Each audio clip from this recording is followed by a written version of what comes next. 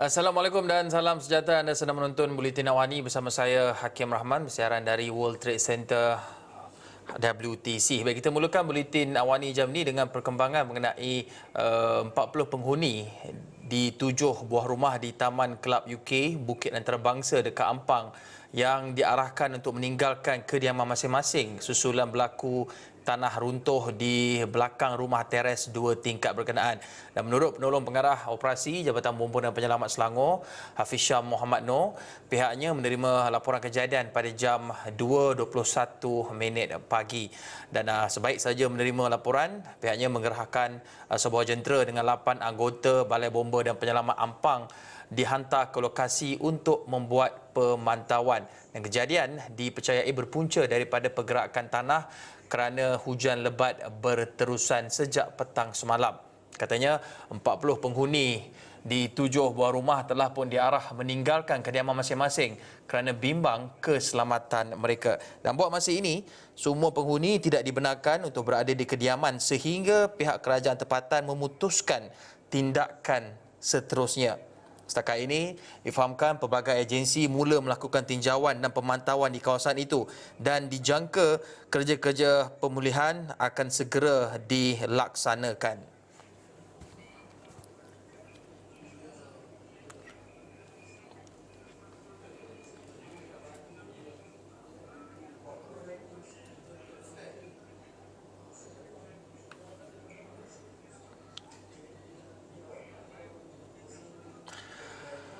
Baik, insiden ataupun kejadian tanah runtuh di kawasan Ampang ini satu perkara yang mengejutkan. Tetapi ianya seolah-olah seakan musim kerana kita bermaklum bahawa kita kini sudah memasuki musim hujan dan di kediaman di sekitar Bukit Antarabangsa itu antara kawasan kediaman yang fragile ataupun terdedah kepada risiko berlakunya tanah runtuh akibat daripada pergerakan tanah akibat hujan lebat yang meningkatkan lagi risiko sekiranya kawasan saliran air ataupun tadanan air tidak berfungsi dengan baik.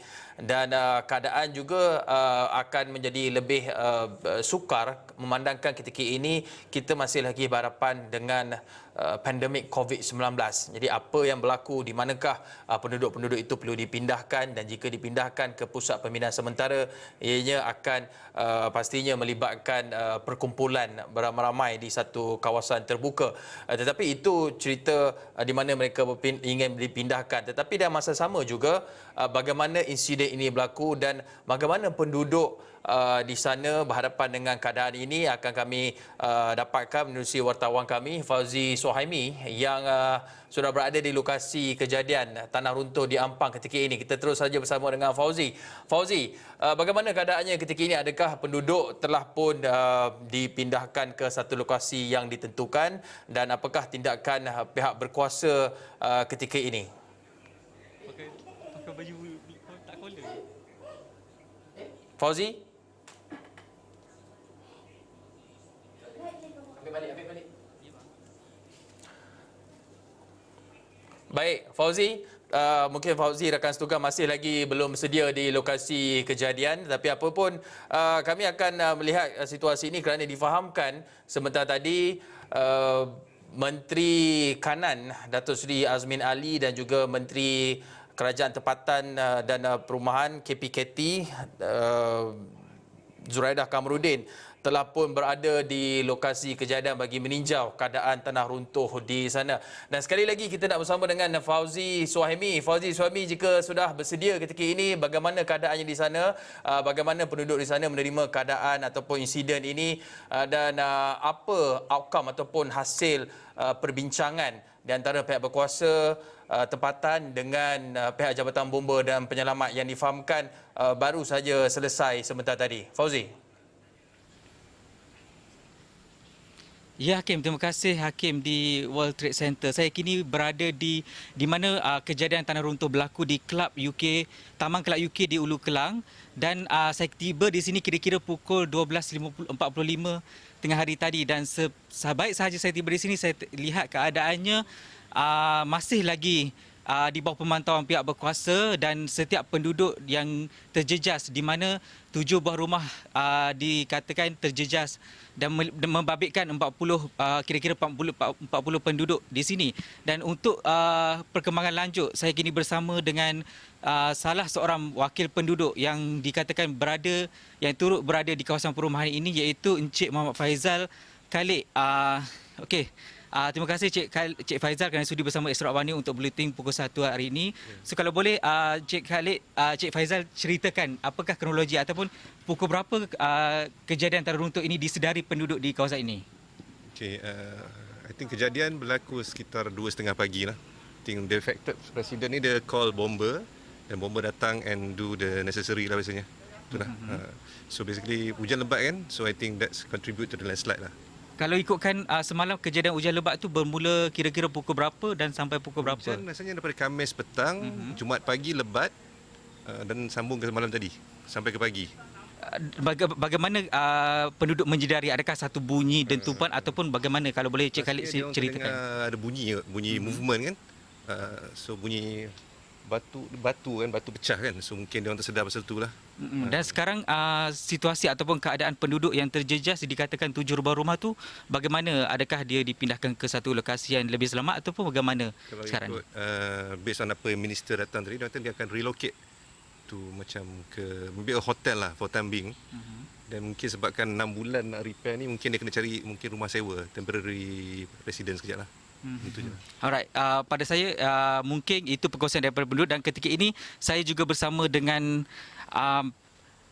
penolong pengarah bahagian operasi kebombaan dan penyelamat JBPM Selangor, Tuan Hafizan Muhammad Noor, yang turut mengambil tanggungjawab untuk melakukan pemeriksaan ataupun operasi di kawasan kejadian tanah runtuh ini. Dan terima kasih Tuan Hafizan kerana bersama Extra Awani. Dan apakah perkembangan terkini yang boleh tuan kongsikan kepada orang ramai berkaitan dengan situasi semasa kejadian tanah runtuh di kawasan ini? Okey, baik.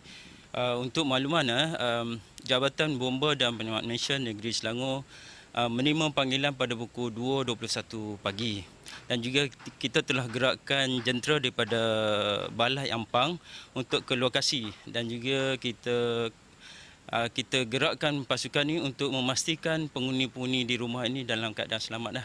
Kita buat evacuation, kita keluarkan penghuni-penghuni tersebut, dan juga kita melihat dan juga kita menengoklah, membuat pemantauan di belakang rumah dan dapati memang benar berlaku runtuhan tanah dan juga melibatkan bangunan di bahagian belakang rumah dia. Okey, setakat ini apakah kerja-kerja operasi yang dijalankan oleh pihak bomba selain kalau saya tengok tadi adalah memasang kemah ataupun menutup kawasan di mana tanah runtuh berlaku? Ya, yang paling penting adalah kita mengeluarkan penghuni di sinilah supaya dia selamat daripada berlaku runtuhan. Kita tak tahu runtuhan ni, dan juga yang saya nampak sekarang ni pergerakan masih lagi berlaku tapi sedikit.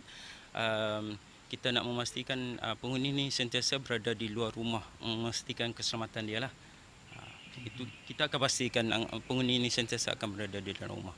Dan operasi kebombaan dan pasukan penyelamat di sini, bagaimana aturan ataupun bagaimana pergerakan digerakkan? Okey, untuk makluman anggota yang di Balai Ampang ni, kita akan kekalkan di sini sehingga benar-benar penghuni ni keluar keseluruhan dia. Yang terjejas adalah 7 buah rumah.